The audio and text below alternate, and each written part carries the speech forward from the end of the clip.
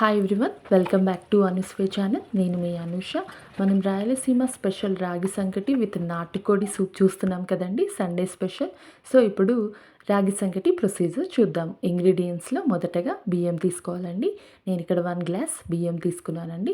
మీకు వీలైతే రేషన్ బియ్యం ఉంటాయి కదండి, అవి తీసుకోండి. టేస్ట్ వైజ్గా ఇంకా బాగుంటుంది. నేను ఇక్కడ నార్మల్ రైసే తీసుకున్నాను. 2-3 టైమ్స్ వాష్ చేసి ఇలా ప్రెషర్ కుక్కర్లోకి ట్రాన్స్ఫర్ చేసుకున్నానండి. 1 గ్లాస్ రైస్ బియ్యానికి 2 గ్లాస్ వాటర్ యాడ్ చేసి ఒక 10-15 మినిట్స్ సోక్ చేసి పెట్టేసేయాలండి.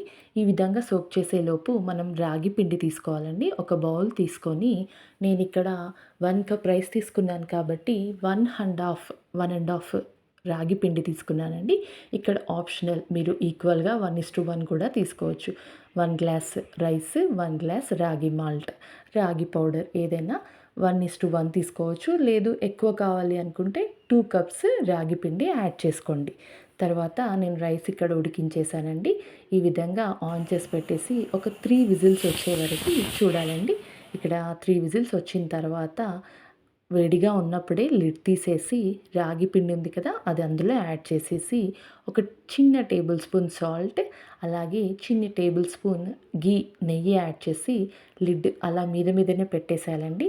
మనము ప్రెషర్ కుక్కర్ కంప్లీట్గా పెట్టకుండా ఒక 10 మినిట్స్ ఉంచేసి ఇలా ఓపెన్ చేసి పప్పు చెక్క మనము రుద్దుకుంటాం కదండి పప్పును, ఆ పప్పు చెక్కను తీసుకొచ్చి ఈ విధంగా గట్టిగా స్మాష్ చేస్తూ రుద్దాలండి. అన్నంలో రాగి పిండి అనేది మిక్స్ అయ్యేలాగా మంచిగా ఈ విధంగా రుద్దుకోవాలండి ఒక 10-15 మినిట్స్. తర్వాత ఒక చిన్న బౌల్ తీసుకొని ఆ బౌల్కి ఈ విధంగా నెయ్యి రాసుకోవాలండి. రాసి చిన్న చిన్న ముద్దలుగా రాగి ముద్దను తీసుకొని మంచి షేప్ రావడం కోసమే అండి ఇది.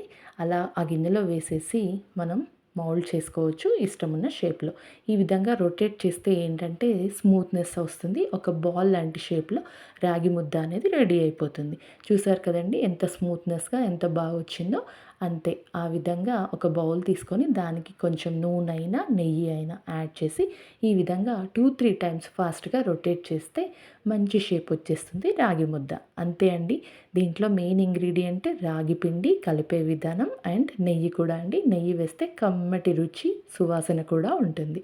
సో ఈ విధంగా రాగి ముద్దలను రెడీ చేసేసుకున్నాను. నెక్స్ట్ ఒక సర్వింగ్ ప్లేట్లో తీసుకున్నానండి. ఒక రాగి ముద్దను యాడ్ చేసి వేడిగా వండుకున్నటువంటి నాటుకోడి ముందు చూసాం కదా, దాన్ని ఈ విధంగా యాడ్ చేసేసుకొని కమ్మగా మంచి సువాసనతో ఉన్నటువంటి రాగి సంకటి విత్ నాటుకోడి. ఈ సండే నేనైతే లాగించేసానండి. మీరు ఈ విధంగా ట్రై చేయండి. నచ్చితే ఈరోజే మీ ఇంట్లో కూడా ట్రై చేసి హ్యాపీగా సండేని ఎంజాయ్ చేయండి. లేదు మాకు ఈ విధంగా రాగి ముద్ద మౌల్డ్ షేప్లో రావట్లేదు, రౌండ్గా రావట్లేదు అంటే యువర్ విష్ అండి. మనం నార్మల్గా రైస్ ఎలాగా తీసుకుంటామో అలా కూడా మీరు ట్రై చేయొచ్చు. బట్ వేడిగా తింటేనే ఆ టేస్ట్, ఆ ఫ్లేవరే మనకి నచ్చుతుంది. చూడండి ఈ విధంగా రౌండ్గా కాకుండా నార్మల్గా వేడిగా ఉన్నప్పుడే ప్లేట్లో తీసేసుకున్నాను నేను. సెకండ్ మెథడ్ అనమాట. సెకండ్ మెథడ్లో అలా రౌండ్ షేప్ కాకుండా నార్మల్గా రైస్ లాగా పెట్టేసుకొని మనం ముందుగా ప్రిపేర్ చేసినటువంటి హాట్గా స్పైసీగా ఉండే నాటుకోడిని ఈ విధంగా వేసేసుకున్నానండి. రాగి ముద్దలో నాటుకోడి ఎలా ఉందో సబ్స్క్రైబ్ చేసుకొని లైక్ చేసి నాకు కామెంట్ సెక్షన్లో కామెంట్ చేయండి. అలాగే డోంట్ ఫర్గెట్ అనుస్వే ఛానల్ని సబ్స్క్రైబ్ చేయడం. Thank you.